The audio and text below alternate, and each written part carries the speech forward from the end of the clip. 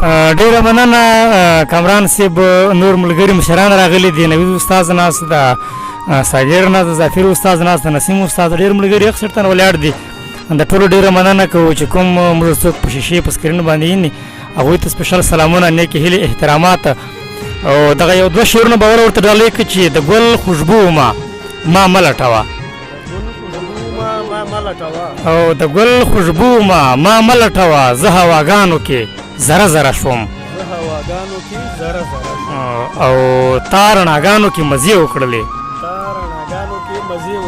زه رڼاګانو کې ذره ذره شوم. او دغه یو دوه شعر به نورو ته ډالۍ کړو چې په یو صورت هم ښکلی نشي کېدی.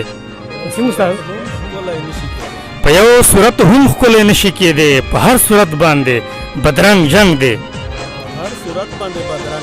او ما ته د صلح مزې نه دی یادې.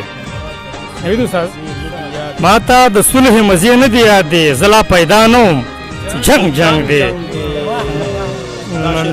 مهرباني. ما ته د صلح مزې نه دی یادې، زه لا پیدا نه وم جنګ دی. او ما لکه ډز را پاسوي له خوبه، ما لکه ډز را پاسوي له خوبه، دا ستا د لیچو بنګړو شړنګ جنګ دی.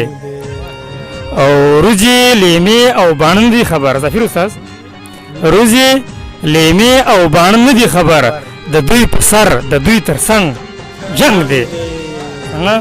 او مرستیاله صبر به سبا ته کوي، او مرستیاله صبر به سبا ته کوي، نن رانه مه غواړه کلنګ جنګ دی.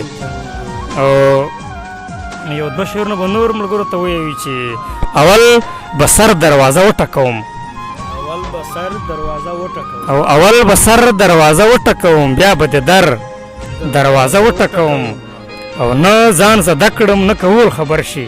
سیم استاد، نه ځان زده کړم نه کول خبر شي، څه په هنر دروازه وټکوم.